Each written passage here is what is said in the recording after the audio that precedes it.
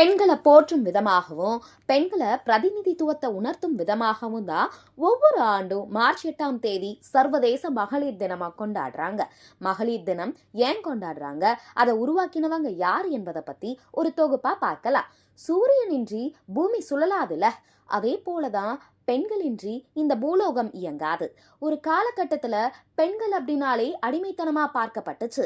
ஆனா இன்றைய காலகட்டத்துல ஒரு துறைகளிலும் பெண்கள் சாதிச்சுட்டு வரதை பார்க்க முடியுது. ஆணாதிக்க சமுதாயத்திலிருந்து பெண்களுக்கான உரிமைகளை வென்றெடுத்த நாள் தான் மகளிர் நாள். 1910ஆம் ஆண்டு பெண்கள் உரிமை மாநாடு நடந்துச்சு. இதுல உலகின் பல நாடுகளை சேர்ந்த பெண்களின் அமைப்புகள் கலந்துகிட்டு பெண்களோட ஒற்றுமைய உலகத்திற்கு காட்டினாங்க. இந்த மாநாட்டுல கலந்து கொண்ட ஜெர்மனி நாட்டின் கம்யூனிஸ்ட் கட்சி தலைவர் கிளாரா செர்கினே ஒரு தீர்மானத்தை வலியுறுத்தி பேசினாங்க.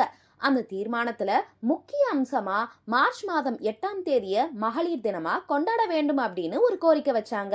ஆனா அந்த தீர்மானம் நிறைவேற்றாமையே போயிடுச்சு. இதற்கிடையில தான் 1920ஆம் ஆண்டு சோவியத் ரஷ்யாவில செயின்ட் பீட்டர்ஸ் நகர்ல நடந்த பெண்களின் போராட்டத்துல ரஷ்யாவை சேர்ந்த அலெக்சாண்ட்ரா கேலர்னா கலந்துகிட்டு உலக மகளிர் தினத்தை ஆண்டுதோறும் மார்ச் 8ஆம் தேதி நடத்த வேண்டும் அப்படின்னு பிரகடனம் செஞ்சாரு. அதன்படிதான் நாடு முழுவதும் மகளிர்களை போற்றும் விதமா கொண்டாடப்படுது. சர்வாதிகார அரசுக்கு எதிராக பெண்களோட உரிமைகளை மீட்பதற்கான உழைக்கும் பெண்களின் புரட்சியை நினைவு கூர்வதற்காக உருவானதுதான் மகளிர் நாள். உழைக்கிற பெண்களின் உரிமைகளை உறுதி செய்வதும் அனைத்து பணிகளிலும் அனைத்து நிலைகளிலும் பாலின சமத்துவத்தை உறுதி செய்வதுதான் சர்வதேச மகளிர் நாள் கொண்டாட்டங்களுக்கு அர்த்தம் சேர்க்குது.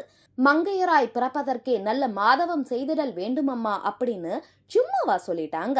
சர்வமும் சகலமுமாயான பெண்மையை போற்றுவோம். அனைவருக்கும் இனிய மகளிர் தினம் நல்வாழ்த்துக்கள்.